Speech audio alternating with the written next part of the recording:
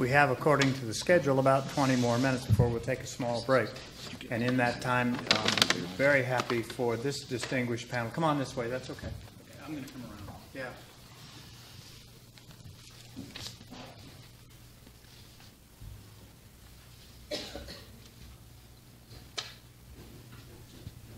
To address the issues of what's changed in the military, what's changed, and how we might all look at the things that we've talked about the last 2 days involving how to bring the Ivies more closely into what we might see as the purposes of the military and its contribution to the nation. So it's your turn out there. The microphones are up. If you have a question, just let me know. Yes, sir. Mr. Davis, I'm Chap Muster at NDU. Could you comment about the intersection of the Army's green efforts and Ivy League universities, whether it's in the research domain or some kind of applied element of what you do? You know, I think to date I think we're in the early stages of some of that outreach effort. I think that one of the purposes of bringing this presentation in today is to kind of show what we're doing, you know, within the military, and we are sharing what we're doing with the other services. And each service is kind of taking a little bit of a different approach. So everything we're doing is not necessarily being done DoD-wide, but it's being done in different ways by the other services.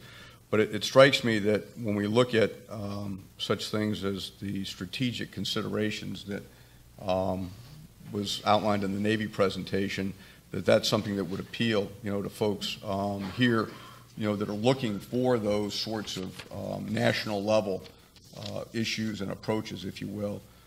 The technology piece, I think, certainly would be another approach that we could take to partner, you know, with academia. We do that already in many other areas that are environmental. A lot of our cultural, natural resources are partnerships already established with different institutions of higher learning, less so the Ivy League than other, you know, universities and schools throughout the country. But I do think that those are probably two areas that we could do a lot more than we're doing right now. And we are, one of the organizations that works for me is the Army Environmental Policy Institute. And so that institute is kind of a think tank with a small number of senior fellows. We are engaging, you know, different think tanks and organizations around the country to, you know, try to partner using this concept of sustainability as the integrating factor. Thank you. Yes, sir. I have a question. Well, two questions.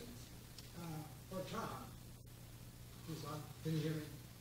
In any event, if I were worried about the defense of the United States and having our nuclear submarines out there patrolling the seas, if I were a Russian admiral, I'd think, what can I do?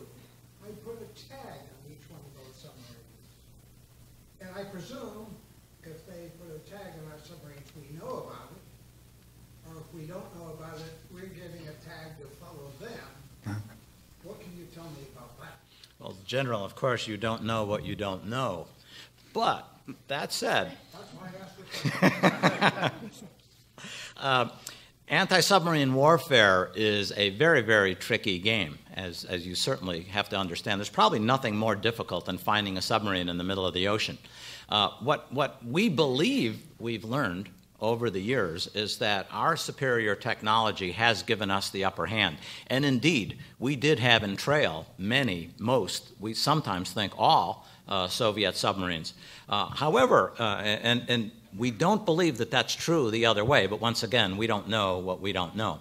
At the end of the day, though, the Soviets, as they became the Russians, placed less and less emphasis on submarine patrols.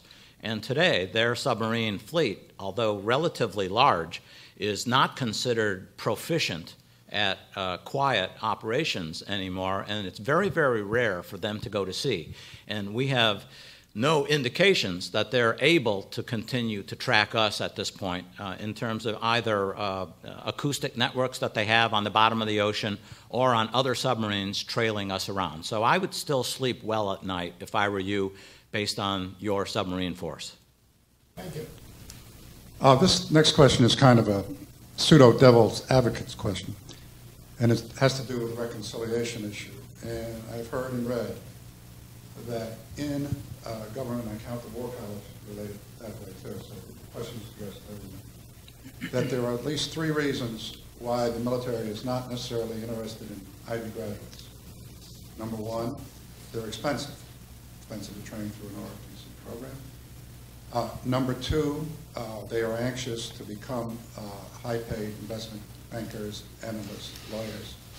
And number 3, the criticism that I've heard, which is apparently floats through DOD and other places, is that it's not worth the trouble of having protests and movements on campus to engage people who are going to be around for a short time. Now again, my question is sort of a devil's advocate, but it's based on what I've heard, read, and been told by DOD. Comments, please. I'll open. Step right up. I think you're fundamentally right, but I think this is another one of those 1,000-mile journeys that I'd be happy to help us take the first step on. An Ivy League graduate costs the Navy more than a Texas A&M graduate does, by about a factor of 3. I've had detailers show me the numbers. And so it's a quantitative measure of effectiveness that we have as opposed to a qualitative. And indeed, a Harvard graduate doesn't last as long in the Navy as a Texas A&M graduate does. But at the end of the day, if you're looking for CEOs, I would probably come here before I go to Texas A&M, no offense intended. So there's quality versus quantity. Just because we've done that doesn't mean that we have to continue to do that. I still think that several of the Navy's most brilliant officers would be happy to begin to turn that corner. If given the opportunity, I think if perhaps a little bit like the American-Russian or the American-Iranian relationship, let's talk first. Let's see if we have some common ground. Let's see if we can give a little bit on our side on the Navy. Maybe the Ivies can give a little bit in terms of their ROTC position on their side and begin to build. And I think the case can best be made as a qualitative case. But what you say is fundamentally right. We crunched the numbers, and these were the most expensive ROTC graduates in America. So it's easy, especially when they're showing disdain toward you, to walk away. Yes, sir. I think from the Army's perspective, I think it goes back to a little bit about what you said and what the chaplain said as well. And we need to look at it from a holistic perspective. I think that bringing the graduates in, I think is an important piece of it. It's the interface in terms of the strategic dialogue, if you will, that's important. And I think the other piece, goes back to the technology piece, as well. So I think the best approach is probably more holistic on a broad front, and see where that takes us. As I mentioned before, we have made opportunities available for Harvard students to come down and work in my office in the Pentagon. We were 50-50 on that right now. We tried 2 years ago, unsuccessful. We had one senior last year, a rising senior, so we'll continue to do that. We are reaching out through AEPI on the think tank level to places like the IOP and others. So again, I think it needs to kind of be a broader approach. But there are some issues that need to go both ways. In other words, we can try as hard as we can, to move out and to make the opportunities available. And then I think there's going to be a need for some sort of reciprocity, or at least a willingness on the other part as well in those areas. And there may be other ones we haven't even addressed today. So. Yeah, I have one thing to follow up on that. I completely agree. I think that, if you look at this as a conflict between the Ivies and the military, whatever the origins of that were in Vietnam, or the culture shifts after the 50s and going into the 60s, we're at a different place now. And I think in a sort of a Nixon goes to China mode, with our first African-American progressive president who's talking about service. So I think that when Kathy and I wrote AWOL together, we were in a climate where we were out there in the Ivy League schools doing our seminars trying to pitch service during, quote, George Bush's war in Iraq, which was very complicated, to say the least. I think we're in a different place now, and so I would just point out to those with association directly with the military that it would be a terrible mistake for the military to waste this opportunity. thinking must change now and be challenged. And there is a reverse snobbery to all snobberies. As we all know, if one person's insulted, you insult back again. Now there's bad feeling. Well, we don't need these guys. I think that's a mistake on two levels. One is the expertise you were talking about. But there's another level, and that is just understanding how culture works, which is sort of what I do for a living as a writer and a blogger and a commentator. And the military has to understand that in a democracy, you are treated the way you are treated because of how you were perceived. And perceptions come about because of personal contact with people that I illustrated when I talked about my son on a small level going back to his school. The loss to the military in terms of support from the civilian population is incalculable if the commentating class of people, the chattering classes, the people making the movies, writing the books, writing the newspaper articles, don't have any personal connection with the military or anybody even in their office with that experience. And it's hard to quantify for people who want to see numbers crunched. But the way things work, just to use a small example, is that when a movie like Top Gun comes out after the Vietnam era, you all of a sudden saw a shift and you saw left-wing Hollywood picketing the movie because they thought it made the military look too good. And for a while, everybody thought it would be very cool to be a flyer. And a whole following grew up. Now, that's a trivial example. It is cool. Yeah, it is cool. But that's a trivial example, but of a larger issue, which is one reason that I don't think that the military should give up on the Ivy League. And I think they should really press hard, and they should use this moment of the Obama presidency to make the cultural arguments and the arguments of fairness, challenge the Ivies. And I believe that from the top down, the commander-in-chief is the person in the best position to make that challenge and continue what he started at Columbia. And again, I would urge everybody with the homework project, pass that up the line. Okay, I guess just very briefly, but maybe to say it simply, we need you. We need the intellectual capacity and excellence that is resident in this school and schools like this all across America. Stability operations doctrine is easily, personal opinion, the most undeveloped area of war theory and U.S. Army doctrine. And it's hard. It's incredibly tough stuff. So when there are soldiers out conducting operations in Iraq and Afghanistan, I hope at the operational level of war and the strategy and policy that backs it, that we've got it right. Well, the problem is it's tough stuff. And I am very satisfied that we don't know enough about some of the effects we're trying to create because they're not military effects. They're political, they're economic, they're demographic, they're social. It's anthropology, it's pick one, and we need help working on this. You all can see 2 points that we kind of gloss over just a little bit. It's very expensive, it's true, to have an ROTC or an ROCC student at an Ivy League. Check out the cost of sending someone to a service academy, to the taxpayers. Not telling you the academies aren't worthwhile, but we aren't cheap either. Very, very expensive. And so the cost is a relative thing. And secondly, listen as you heard these comments about what you're hearing is a fallout from the all-volunteer force, which is we have to ask because we're in the marketplace. We seek people to sign because they want to. And that means that we're in the job market, we're in the marketplace in ways that before the all-volunteer force never really came up. And the third thing that's most important for us as we talk about our strategies and things is everyone here from every service has pointed out correctly that since World War II and the end of the Cold War even, the United States military has reaped the benefits and the distractions of being wildly successful. The Navy's not as honest about it as they should be, but even in their current status, if you took all the navies of the world and said that they could work together and be in one spot at the same time and were absolutely capable, either the Atlantic or the Pacific Fleet could take them out in an afternoon in a yawn. That's a huge impact. And the same thing for the United States Air Force. And you can see what the Army and the Marines are doing because they're engaged right now. And you saw what they did when they rolled up to Baghdad, even with a little force. They just steamrolled people. And you saw what they did in Desert Storm when Saddam was still thinking he was the world's greatest tactician. And they rolled him then. So there are unintended consequences in all of this, and they all bring us to where we are today about reconciliation. We've got a bunch of questions over here. Who's up? You're up. Okay. I'm an academic, and I just wanted to make a comment about service to Mr. Schaeffer.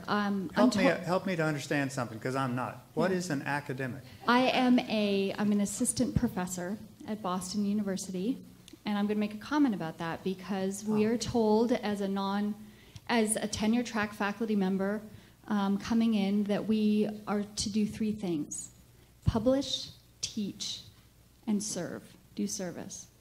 And we all know at a research institution that has a ranking: publish, teach, and serve. And the publishing requires you to have a pretty inside conversation. You publish and write for your peers. So the interesting question about relevance, are you speaking to a public? No, actually the truth is when you're publishing and you're trying to get tenure, you publish for your peers. Teaching is kind of important, and service does not get rewarded in the tenure process. And I think this is a really interesting word, service, because I know what it takes for me to get tenure at my institution, and it's not doing good teaching, and it's not serving the broader community. And I think that's a reality, especially when we're talking about the culture of academics, and it's something that tenured people don't want to talk about, is what they had to take. And once you start getting that hierarchy, you habituate yourself into patterns of being. So you keep publishing. And the service piece, I think it's interesting to press that question of what that term means and whether academics are really serious about that term. And if so, it's going to require some structural changes on, faculty tenure processes. So I'm just curious about, you're aware of these realities because you have friends who go through these processes, yeah. Yeah. Go ahead, Frank. Yeah. Well, briefly, I would just say this, again, speaking of the way cultures work, things turn on a dime. 2 minutes ago, it was very cool to be an investment banker or a stock trader. 30 seconds ago, so to speak, anybody graduating from Harvard Business School would have killed to be an executive at AIG. Today, they're rolling the guillotine out. Congress is thinking of doing things that aren't even constitutional, like a 90% tax bracket for 3 guys that live in Connecticut. I mean, these are odd times. And I don't want to pretend any prophecy here, but I will tell you this. I think that the Ivy League has the handwriting on the wall right now because elites are out.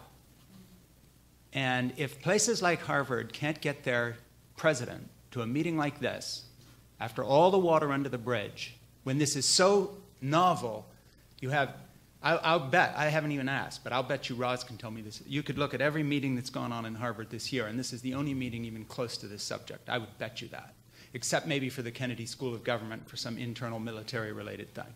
But they've had hundreds of meetings for anthropology, sociology, race relations, all kinds of feminist issues, whatever it may be.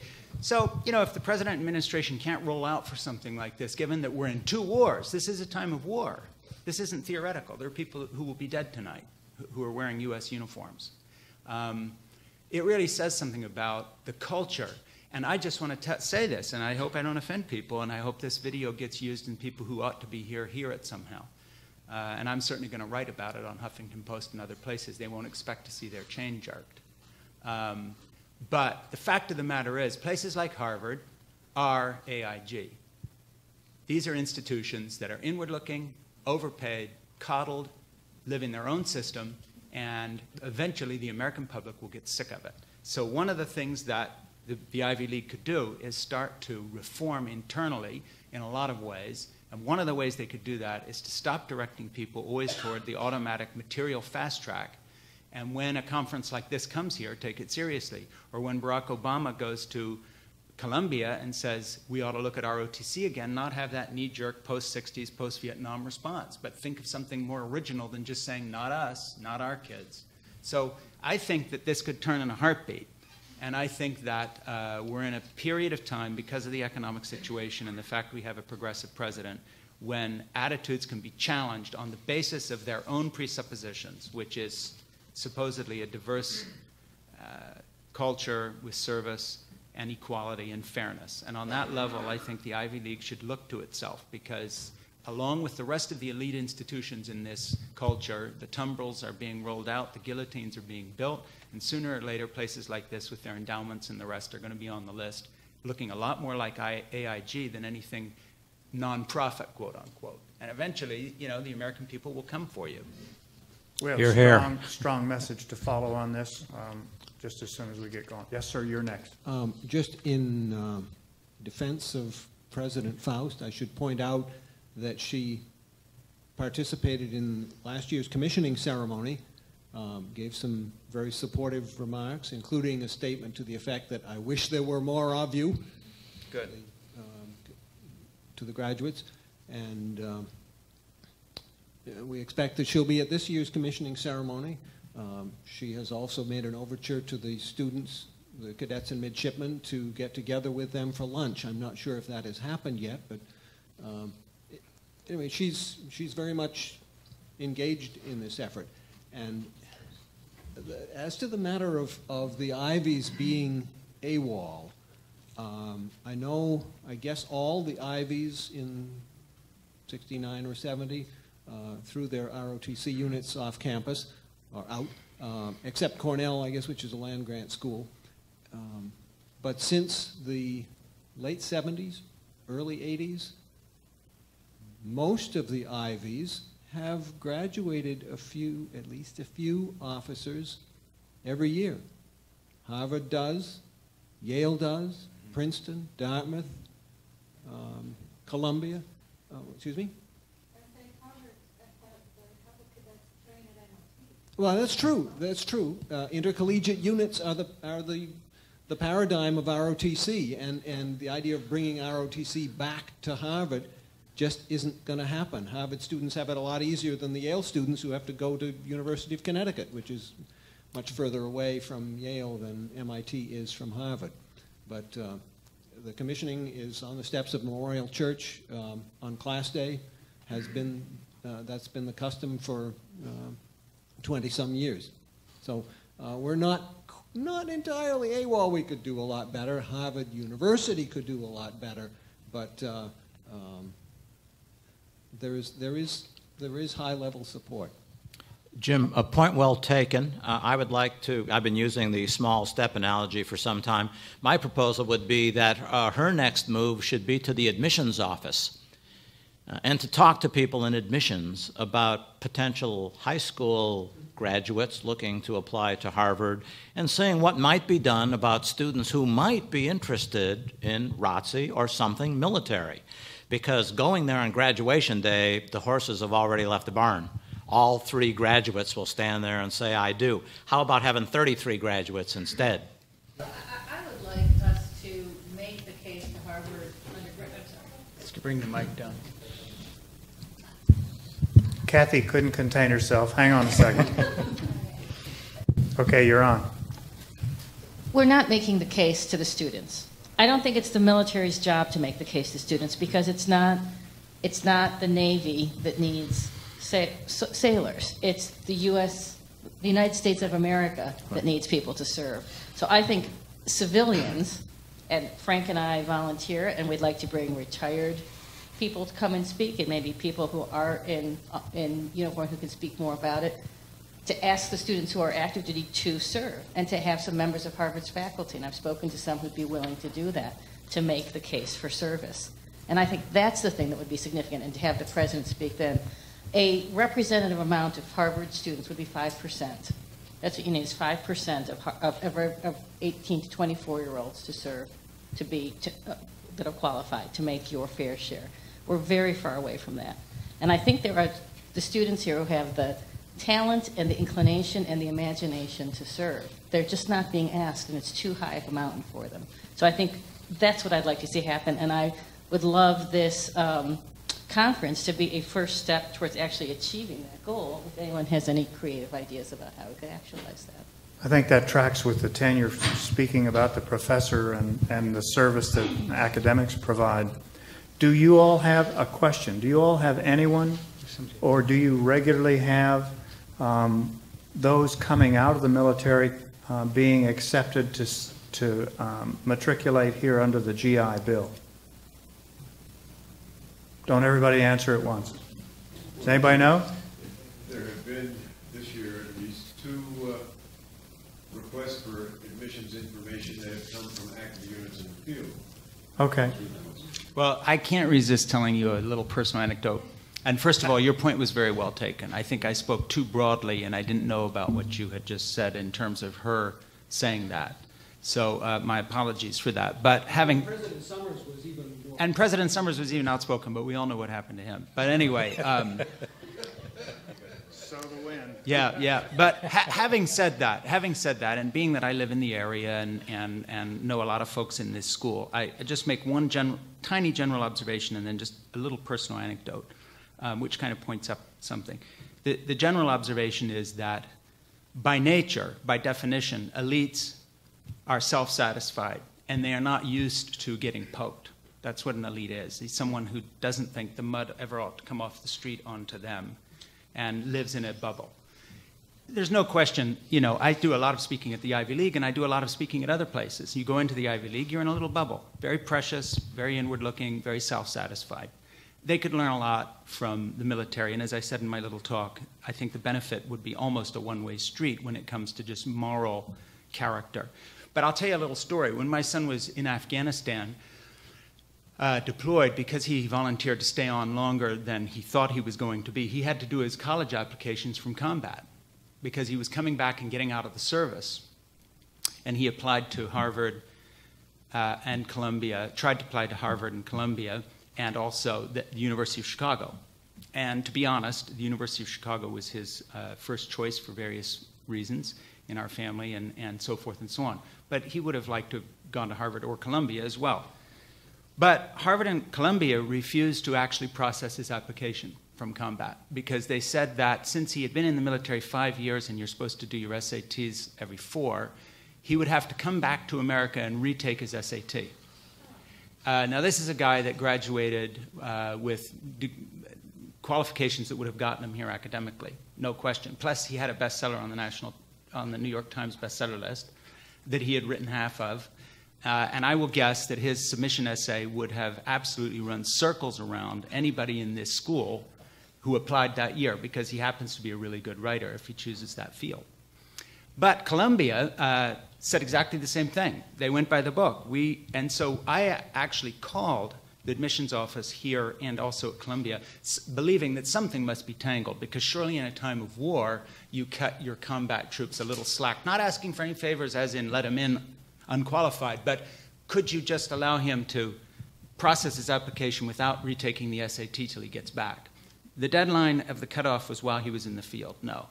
The answer was categorically, we don't make exceptions. In fact, Columbia was so unfriendly that I honestly, without being paranoid, sensed that they did not want somebody who was a Marine. That's how I felt, talking to their office. Harvard was polite, but it was, we don't do anything exceptional for anybody, military or otherwise, doesn't matter what his qualifications are. True. Well, that may not be true, but it was in this case. Now, let me just conclude one thing. University of Chicago, which also kicked ROTC off campus and is probably more progressively imaged than any of these schools, for whatever reason, jumped through hoops, not only to get him into the school, but bent all the application rules based on the fact that this was a kid in combat, and they were going to do whatever they could to help him. The administration office worked completely. They didn't change anything in terms of academic standards, but they you got the feeling at the end of the day that there was some respect for his service. And Columbia was the worst, Harvard the second, least responsive. University of Chicago was what I would expect any American institution, whatever their view of the war would be toward any man or woman in combat. Now, that's just a personal anecdote, has nothing really to do with the subject of this conference, but it certainly left me feeling that, that the school would have reacted differently if it had been someone else in a different situation and they had been looking for those kind of people, certain types of minorities, whoever it might be, where an effort was being made to bring in more people from a certain population. I was convinced that one population they were not interested in bringing more people in from was combat troops in the U.S. Armed Forces. That's just a personal anecdote. I have nothing statistically to back it up, no studies, but it did make a big impression on me. We're running up against, I'm getting a hook. Or Just want to make a comment in Oh, I'm response sorry. to the President Faust issue. And in all fairness, I had emailed her assistant who declined with the excuse that she's very busy, which I believe she is. And it's true, I was disappointed that there was not more support. However, I would ask any of you, if hopefully we have all your emails on our list here. I'm going to send out a request for comments about the worth of this conference, little pitches that we can combine into an email, which I will forward to her assistant, which I hope will be communicated to her, that a number of people found this conference very, very useful. So we'll be sharing that with funders who contributed to the conference, and if we hear from you that this was a valuable first step, that's one more piece, I don't want to say of ammunition, but another piece of information to share with folks who might be willing to look at it. Okay. Sir.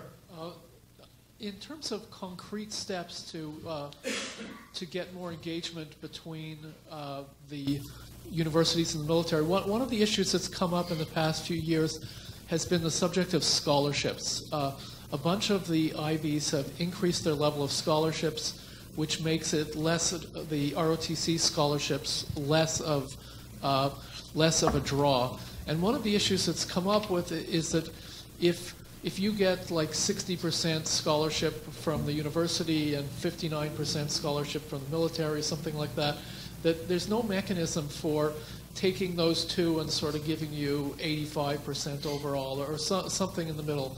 And I wonder if there's some way that one could make the argument to the university that this is extra money that's coming in. It's coming in for a good purpose. These are people who are going out to risk their lives for the country. Is there some way that we could have some exception built in that one could combine scholarships under circumstances where one normally couldn't? Seems like a straightforward thing to ask, and I'd be surprised to see people trying to defend a rejection of that publicly. Well, I think based on what all of you said, both in the audience and here at the table, sometimes we lean on the process as the reason, when in fact the process is something we all can exercise some control over. So there's deeper reasons, not necessarily better, but, and I hear what you just said, mechanics are easy. Fixing things like that are easily done if there's an incentive that says that's what I want to accomplish. So it works out. Question? No. We are trying to make sure that the microphones never work the first time you pick them up. Perfect. Okay?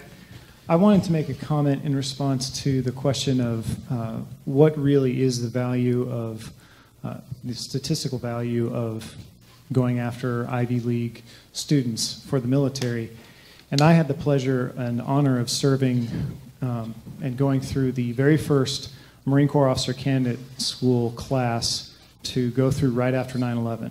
So this was the group of men, it was only men allowed in that class, a group of men who had the first chance to sign up for the Marine Corps right after 9/11 and be accepted to go through Marine Corps Officer Candidate School. And in that class, I had the honor of serving with, I'm going to brag on one of my buddies. He was a graduate of the 01 class from Harvard, graduated near the top of his class. His name is Seth Moulton. And I served with, he was in my fire team all through schooling, and he did not go through ROTC or anything like that during his time, but because of his own reasons decided to join the Marine Corps. And just that one example, his service has made a huge contribution to the military. He, I believe, did eventually 3, possibly 4 tours to Iraq. The last was at the personal request of General Petraeus to be on a special team, to be a special advisor to him, conducting counterinsurgency analysis and operations throughout all of Iraq. He is the most unassuming man you'll ever meet, so there's no way he would ever admit to any of this, but his example and his service to this country is, as we've been using this word before, incalculable. And he is just one Harvard graduate. So it behooves us to fix this problem. Yes, ma'am. Oh, you want me to let the general talk again? Oh, I don't know. Okay, sir, you're on. I'll clarify one step I said to Frank. I said it's not true. There are ways and means, and they're not illegal, but you find a person who will take a personal interest, and I've written down the name of a fellow I'm going to contact. Just ask the question. In this case, it's a moot point because he graduated from University of Chicago with honors, and he was wearing a T-shirt around the University of Chicago that said, "If I had wanted an A, I would have gone to Harvard, given the grade inflation." You know, so. And the other thing I will say is the ability of people to get a commission from the school. The Army advisor, prior to the present one, Colonel McGonigal, said, if you have a student who can qualify to get into Harvard and is qualified for military service, I will guarantee him a tuition grant. Well, that ought to be, you know, these are the guys, you ought to take note of this because we need to find ways to get these people here who will go into the military. Yeah. I'm looking for people who will qualify, and Dynamite. anybody can ask, but they can get a grant. Good point. Great. Sir? There are a lot of uniforms here today, and we certainly appreciate it. 5 years ago, the Harvard administration did allow all of the MIT/Harvard/Salem State/Endicott ROTC commanders and staff to come and present to the Harvard Alumni Association alumni volunteers who interview candidates outside the reach of certainly of Cambridge, but outside. Made quite an impression on the interviewers, and as a result of that, there was no increase in interest in ROTC attendance at Harvard. It's not just Harvard, it's a broader problem. Yeah. But that was another time when Harvard did have the uniforms back, and it felt good. Thank you. Okay, we have time for a couple more questions, and now I think it's time. What did I do? Have I lost track of myself? Okay. Recovering right away. We don't have any time for more questions yet, but we do have some time for some closing remarks. Am I adaptable or what?